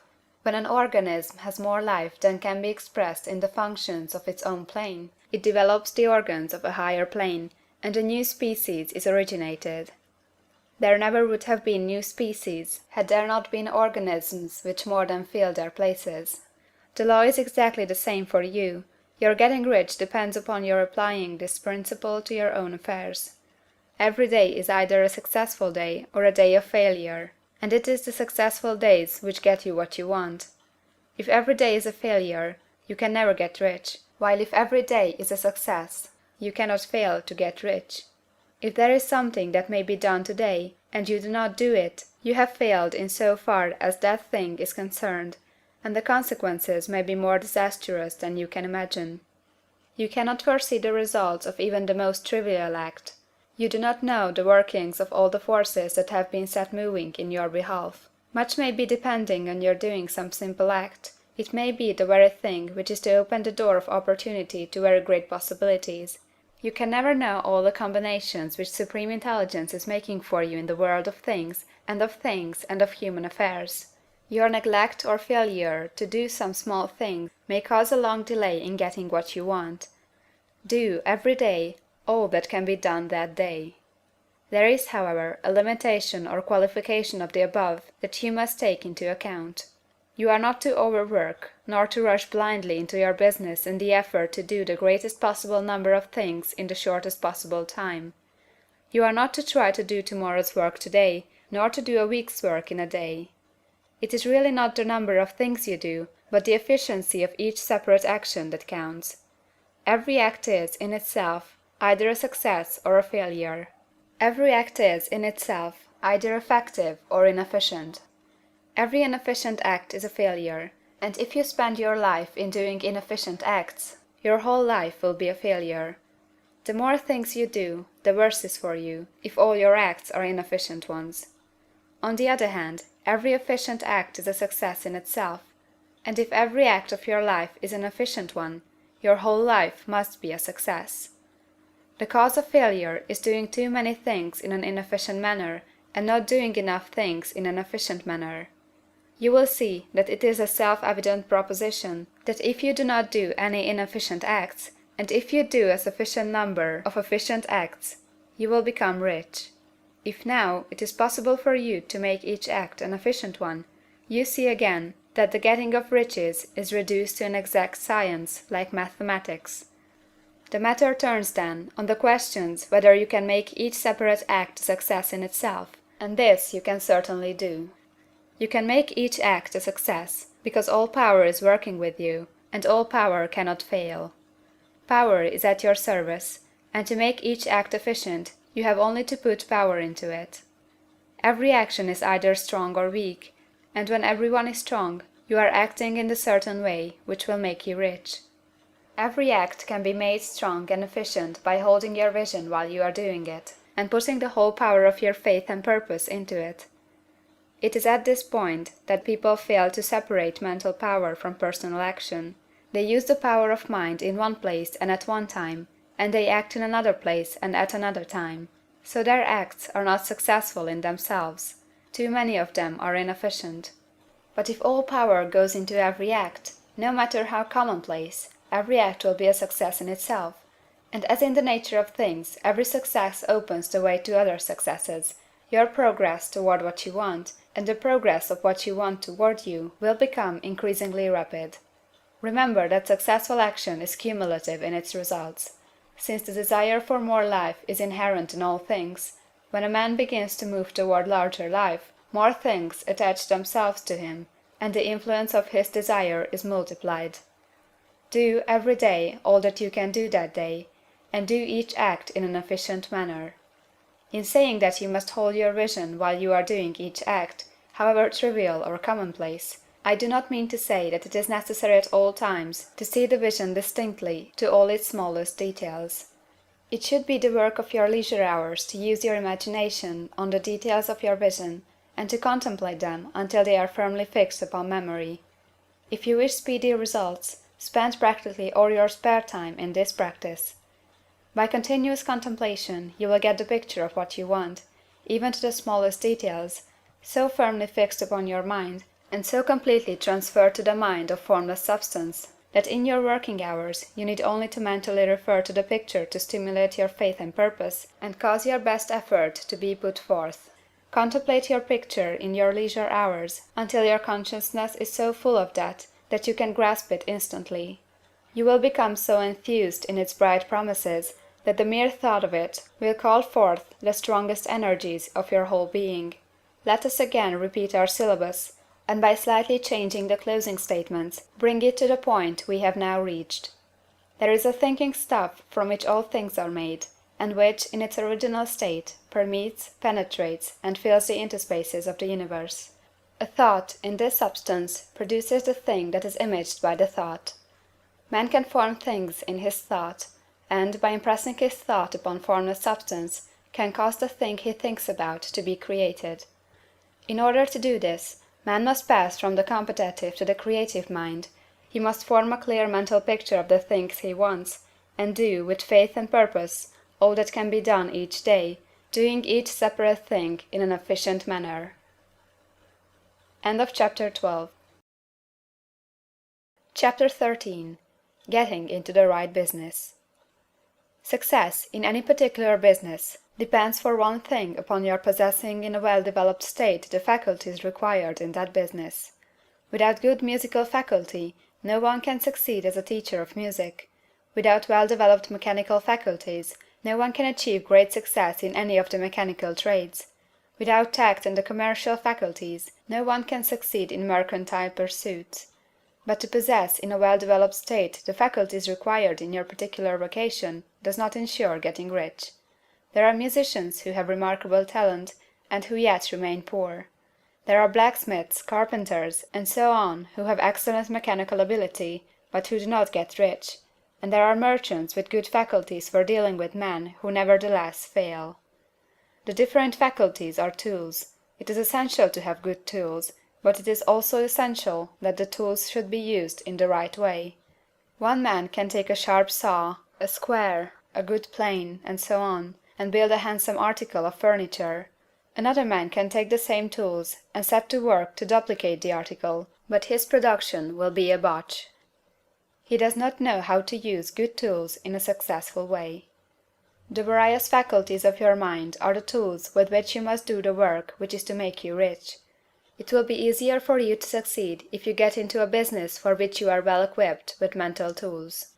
Generally speaking, you will do best in that business which will use your strongest faculties, the one for which you are naturally best fitted. But there are limitations to this statement also. No man should regard his vocation as being irrevocably fixed by the tendencies with which he was born. You can get rich in any business, for if you have not the right talent, you can develop that talent. It merely means that you will have to make your tools as you go along, instead of confining yourself to the use of those with which you were born. It will be easier for you to succeed in a vocation for which you already have the talents in a well-developed state, but you can succeed in any vocation, for you can develop any rudimentary talent, and there is no talent of which you have not at least the rudiment. You will get rich most easily in point of effort if you do that for which you are best fitted, but you will get rich most satisfactory if you do that which you want to do. Doing what you want to do is life, and there is no real satisfaction in living if we are compelled to be forever doing something which we do not like to do, and can never do what we want to do. And it is certain that you can do what you want to do. The desire to do it is proof that you have within you the power which can do it. Desire is a manifestation of power. The desire to play music is the power which can play music seeking expression and development. The desire to invent mechanical devices is the mechanical talent seeking expression and development. Where there is no power, either developed or undeveloped, to do a thing, there is never any desire to do that thing, and where there is strong desire to do a thing, it is certain proof that the power to do it is strong, and only requires to be developed and applied in the right way. All things else being equal, it is best to select the business for which you have the best developed talent, but if you have a strong desire to engage in any particular line of work, you should select that work as the ultimate end at which you aim. You can do what you want to do, and it is your right and privilege to follow the business or avocation which will be most congenial and pleasant. You are not obliged to do what you do not like to do, and you should not do it except as the means to bring you to the doing of the thing you want to do. If there are past mistakes whose consequences have placed you in an undesirable business or environment, you may be obliged for some time to do what you do not like to do, but you can make the doing of it pleasant by knowing that it is making it possible for you to come to the doing of what you want to do. If you feel that you are not in the right vocation, do not act too hastily in trying to get into another one. The best way generally to change business or environment is by growth. Do not be afraid to make a sudden and radical change if the opportunity is presented, and you feel after careful consideration that it is the right opportunity. But never take sudden or radical action when you are in doubt as to the wisdom of doing so. There is never any hurry on the creative plane, and there is no lack of opportunity. When you get out of the competitive mind, you will understand that you never need to act hastily. No one else is going to beat you to the thing you want to do. There is enough for all. If one space is taken, another and a better one will be opened for you a little farther on. There is plenty of time. When you are in doubt, wait. Fall back on the contemplation of your vision, and increase your faith and purpose, and by all means, in times of doubt and indecision, cultivate gratitude. A day or two spent in contemplating the vision of what you want, and in earnest thanksgiving that you are getting it, will bring your mind into such close relationship with the Supreme that you will make no mistake when you do act. There is a mind which knows all there is to know, and you can come into close unity with this mind by faith and the purpose to advance in life, if you have deep gratitude. Mistakes come from acting hastily, or from acting in fear or doubt, or in forgetfulness of the right motive, which is more life to all, and less to none. As you go on in the certain way, opportunities will come to you in increasing number, and you will need to be very steady in your faith and purpose, and to keep in close touch with the All-Mind by reverent gratitude. Do all that you can do in a perfect manner every day, but do it without haste, worry, or fear. Go as fast as you can, but never hurry. Remember that in the moment you begin to hurry, you cease to be a creator and become a competitor. You drop back upon the old plane again. Whenever you find yourself hurrying, call a halt. Fix your attention on the mental image of the thing you want, and begin to give thanks that you are getting it. The exercise of gratitude will never fail to strengthen your faith and renew your purpose. End of Chapter 13. Chapter 14. The Impression of Increase. Whether you charge your vocation or not, your actions for the present must be those pertaining to the business in which you are now engaged. You can get into the business you want by making constructive use of the business you are already established in, by doing your daily work in a certain way. And in so far as your business consists in dealing with other men, whether personally or by letter, the key thought of all your efforts must be to convey their minds the impression of increase. Increase is what all men and all women are seeking. It is the urge of the formless intelligence within them, seeking fuller expression. The desire for increase is inherent in all nature. It is the fundamental impulse of the universe. All human activities are based on the desire for increase. People are seeking more food, more clothes, better shelter, more luxury, more beauty, more knowledge, more pleasure. Increase in something, more life. Every living thing is under this necessity for continuous advancement. Where increase of life ceases, dissolution and death set in at once. Man instinctively knows this, and hence he is forever seeking more. This law of perpetual increase is set forth by Jesus in the parable of the talents. Only those who gain more retain any. From him who hath not shall be taken away even that which he hath. The normal desire for increased wealth is not an evil or a reprehensible thing. It is simply the desire for more abundant life. It is aspiration. And because it is the deepest instinct of their natures, all men and women are attracted to him who can give them more of the means of life. In following the certain way as described in the foregoing pages, you are getting continuous increase for yourself, and you are giving it to all with whom you deal. You are a creative center, from which increase is given off to all. Be sure of this, and convey assurance of the fact to every man, woman, and child with whom you come in contact. No matter how small the transaction, even if it be only the selling of a stick of candy to a little child, put into it the thought of increase, and make sure that the customer is impressed with the thought. Convey the impression of advancement with everything you do, so that all people shall receive the impression that you are an advancing man, and that you advance all who deal with you. Even to the people whom you met in a social way, without any thought of business, and to whom you do not try to sell anything, give the thought of increase. You can convey this impression by holding the unshakable faith that you, yourself, are in the way of increase, and by letting this faith aspire, fill, and permeate every action. Do everything that you do in a firm conviction that you are an advancing personality, and that you are giving advancement to everybody. Feel that you are getting rich, and that in doing so you are making others rich, and conferring benefits on all. Do not boast or brag of your success, or talk about it unnecessarily. True faith is never boastful. Wherever you find a boastful person, you find one who is secretly doubtful and afraid. Simply feel the faith, and let it work out in every transaction. Let every act and tone and look express the quiet assurance that you are getting rich, that you are already rich. Words will not be necessary to communicate this feeling to others. They will feel the sense of increase when in your presence, and will be attracted to you again. You must so impress others that they will feel that in associating with you they will get increase for themselves. See that you give them a use of value greater than the cash value you are taking from them. Take an honest pride in doing this, and let everybody know it, and you will have no lack of customers. People will go where they are given increase, and the Supreme, which desires increase in all and which knows all, will move toward you men and women who have never heard of you. Your business will increase rapidly, and you will be surprised at the unexpected benefits which will come to you.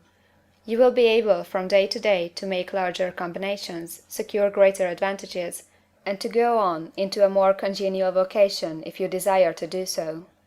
But in doing all this, you must never lose sight of your vision of what you want, or your faith and purpose to get what you want. Let me here give you another word of caution in regard to motives. Beware of the insidious temptation to seek for power over other men. Nothing is so pleasant to the unformed or partially developed mind as the exercise of power or domination over others. The desire to rule for selfish gratification has been the curse of the world. For countless ages, kings and lords have drenched the earth with blood in their battles to extend their dominions. This not to seek more life for all, but to get more power for themselves. Today, the main motive in the business and industrial world is the same. Men marshal their armies of dollars, and lay waste the lives and hearts of millions in the same mad scramble for power over others. Commercial kings, like political kings, are inspired by the lust for power. Jesus saw in this desire for mastery the moving impulse of that evil world he sought to overthrow. Read the 23rd chapter of Matthew, and see how he pictures the lust of the Pharisees to be called master, to sit in the high places, to domineer over others, and to lay burdens on the backs of the less fortunate. And note how he compares this lust for domination with the brotherly seeking for the common good to which he calls his disciples. Look out for the temptation to seek for authority, to become a master, to be considered as one who is above the common herd, to impress others by lavish display, and so on.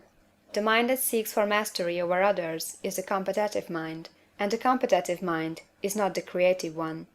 In order to master your environment and your destiny, it is not at all necessary that you should rule over your fellow men, and indeed, when you fall into the world's struggle for the high places, you begin to be conquered by fate and environment, and your getting rich becomes a matter of chance and speculation.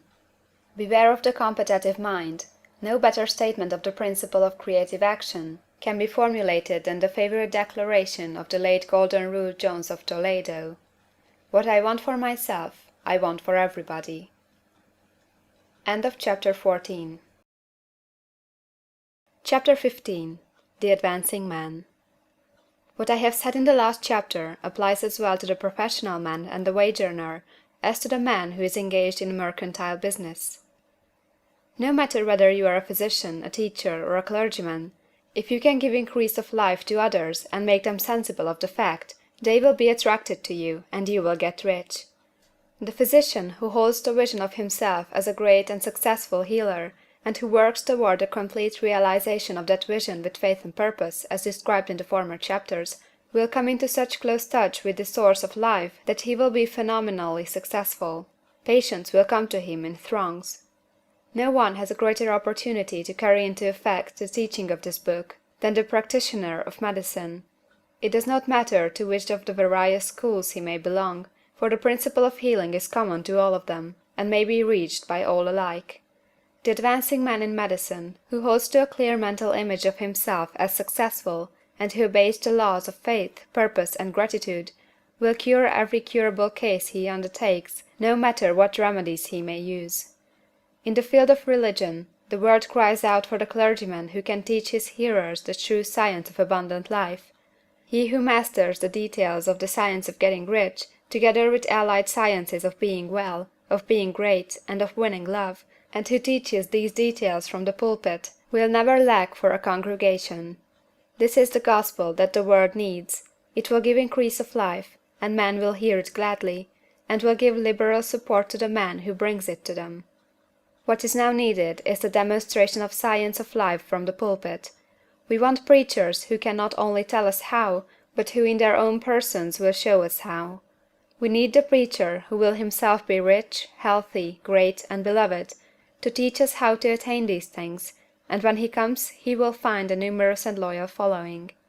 The same is true for the teacher who can inspire the children with the faith and purpose of the advancing life. He will never be out of a job. And any teacher who has this faith and purpose can give it to his pupils.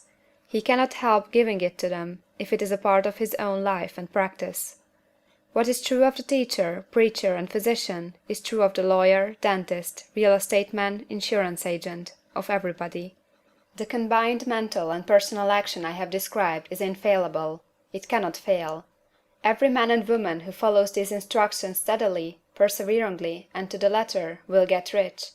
The law of the increase of life is as mathematically certain in its operation as the law of gravitation. Getting rich is an exact science.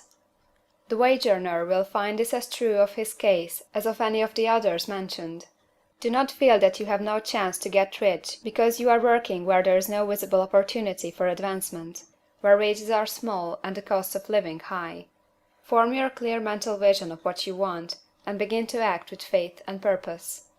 Do all the work you can do, every day, and do each piece of work in a perfectly successful manner. Put the power of success and the purpose to get rich into everything that you do. But do not do this merely with the idea of currying favor with your employer, in the hope that he, or those above you, will see your good work and advance you. It is not likely that they will do so. The man who is merely a good workman, filling his place to the very best of his ability, and satisfied with that, is valuable to his employer, and it is not to the employer's interest to promote him. He is worth more where he is. To secure advancement, something more is necessary than to be too large for your place. The man who is certain to advance is the one who is too big for his place, and who has a clear concept of what he wants to be, who knows that he can become what he wants to be, and who is determined to be what he wants to be. Do not try to more than fill your present place with the view of pleasing your employer. Do it with the idea of advancing yourself. Hold the faith and purpose of increase during work hours, after work hours, and before work hours. Hold it in such a way that every person who comes in contact with you, whether foreman, fellow workman, or social acquaintance, will feel the power of purpose radiating from you, so that everyone will get the sense of advancement and increase from you. Men will be attracted to you, and if there is no possibility for advancement in your present job, you will very soon see an opportunity to take another job. There is a power which never fails to present opportunity to the advancing man who is moving in obedience to law. God cannot help helping you if you act in a certain way. He must do so in order to help himself. There is nothing in your circumstances or the industrial situation that can keep you down. If you cannot get rich working for the Steel Trust, you can get rich on a 10-acre farm, and if you begin to move in a certain way, you will certainly escape from the clutches of the Steel Trust and get on to the farm or wherever else you wish to be. If a few thousands of its employees would enter upon the certain way, the Steel Trust would soon be in a bad plight. It would have to give its working men more opportunity or to go out of business. Nobody has to work for a trust. The trusts can keep men in so-called hopeless conditions only so long as there are men who are too ignorant to know of the science of getting rich, or too intellectually slothful to practice it. Begin this way of thinking and acting, and your faith and purpose will make you quick to see any opportunity to better your condition. Such opportunities will speedily come, for the Supreme, working in all, and working for you, will bring them before you. Do not wait for an opportunity to be all that you want to be.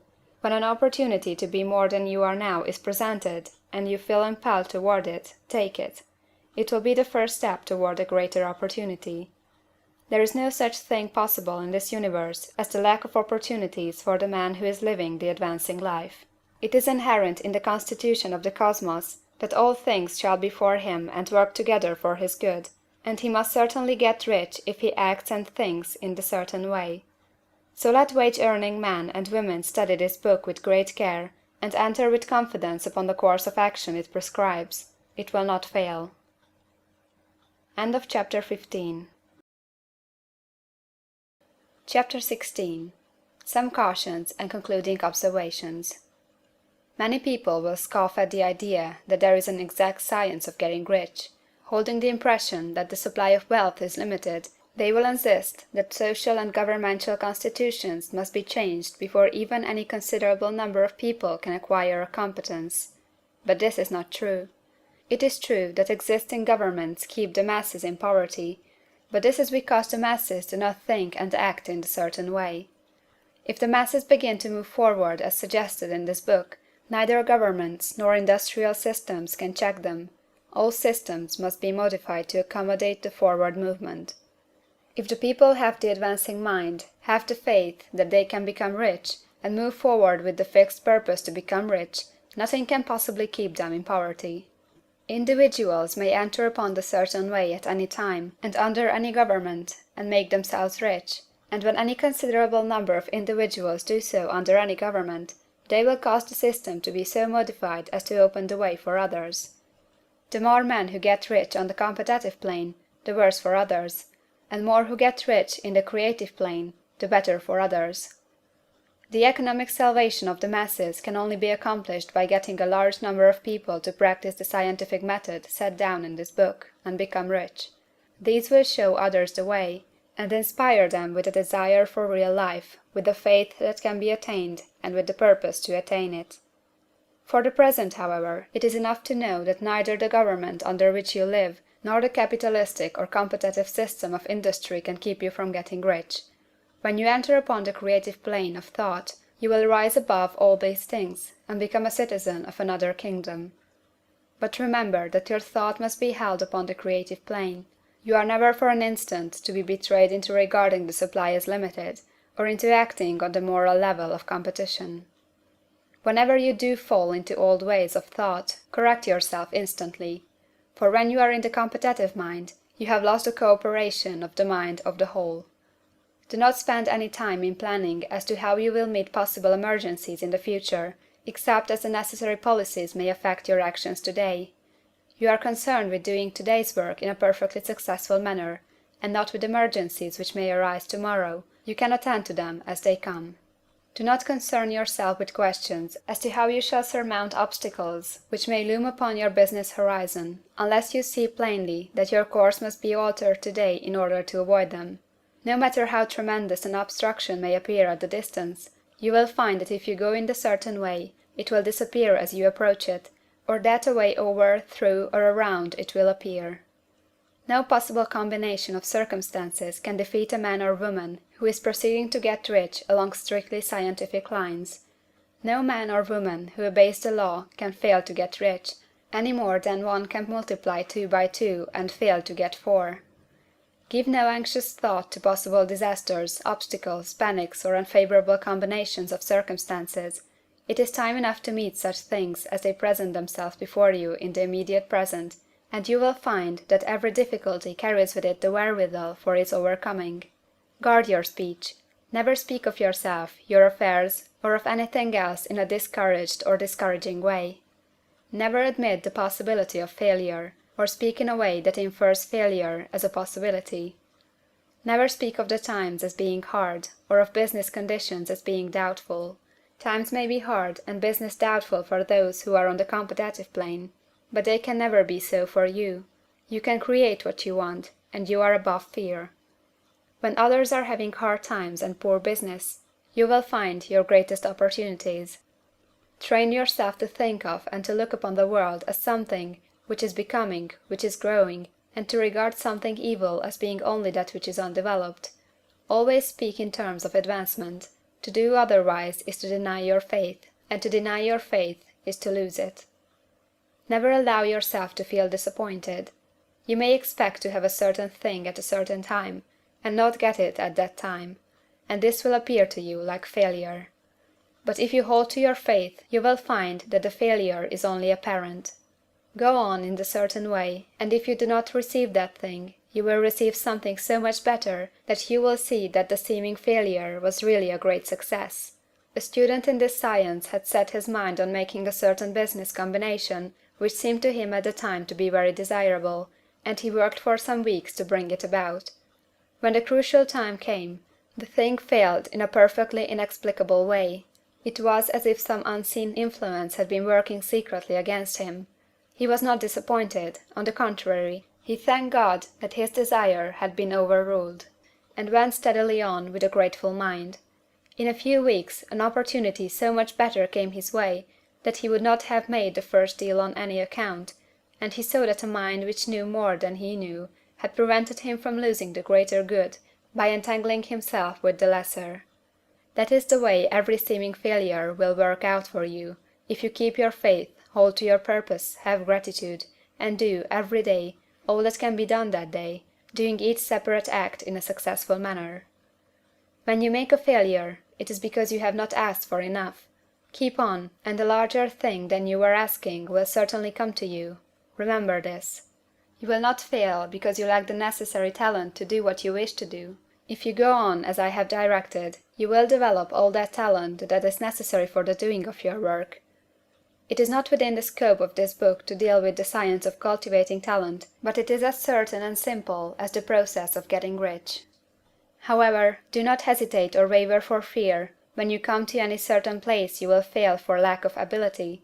Keep right on, and when you come to that place the ability will be furnished for you. The same source of ability which enabled the untaught Lincoln to do the greatest work in government ever accomplished by a single man is open to you. You may draw upon all the mind there is for wisdom to use in meeting the responsibilities which are laid upon you. Go on in full faith. Study this book. Make it your constant companion until you have mastered all the ideas contained in it. While you are getting firmly established in this faith, you will do well to give up most recreations and pleasure, and to stay away from places where ideas conflicting with these are advanced in lectures or sermons. Do not read pessimistic or conflicting literature, or get into arguments upon the matter. Do very little reading, outside of the writers mentioned in the preface. Spend most of your leisure time in contemplating your vision, and in cultivating gratitude, and in reading this book. It contains all you need to know of the science of getting rich, and you will find all the essentials summed up in the following chapter. End of chapter 16. Chapter 17. Summary of the Science of Getting Rich. There is a thinking stuff from which all things are made, and which, in its original state, permeates, penetrates, and fills the interspaces of the universe. A thought in this substance produces the thing that is imaged by the thought. Man can form things in his thought, and by impressing his thought upon formless substance can cause the thing he thinks about to be created. In order to do this, man must pass from the competitive to the creative mind, otherwise he cannot be in harmony with the formless intelligence, which is always creative and never competitive in spirit. Man may come into full harmony with the formless substance by entertaining a lively and sincere gratitude for the blessings it bestows upon him. Gratitude unifies the mind of man with the intelligence of substance, so that man's thoughts are received by the formless. Man can remain upon the creative plane only by uniting himself with the formless intelligence through a deep and continuous feeling of gratitude. Man must form a clear and definite mental image of the things he wishes to have, to do, or to become, and he must hold this mental image in his thoughts while being deeply grateful to the Supreme that all he desires are granted to him. The man who wishes to get rich must spend his leisure hours in contemplating his vision, and in earnest thanksgiving that the reality is being given to him. Too much stress cannot be laid on the importance of frequent contemplation of the mental image, coupled with unwavering faith and devout gratitude. This is the process by which the impression is given to the formless, and the creative forces set in motion. The creative energy works through the established channels of natural growth and of the industrial and social order. All that is included in his mental image will surely be brought to the man who follows the instructions given above, and whose faith does not waver. What he wants will come to him through the ways of established trade and commerce. In order to receive his own when it shall come to him, man must be active, and this activity can only consist in more than filling his present place. He must keep in mind the purpose to get rich through the realization of his mental image, and he must do, every day, all that can be done that day, taking care to do each act in a successful manner. He must give to every man a use value in excess of the cash value he receives, so that each transaction makes for more life, and he must so hold the advancing thought that the impression of increase will be communicated to all with whom he comes in contact. The men and women who practice the foregoing instructions will certainly get rich, and the riches they receive will be in exact proportion to the definiteness of their vision, the fixity of their purpose, the steadiness of their faith, and the depth of their gratitude. End of chapter 17. And end of The Science of Getting Rich, by Wallace D. Wattles.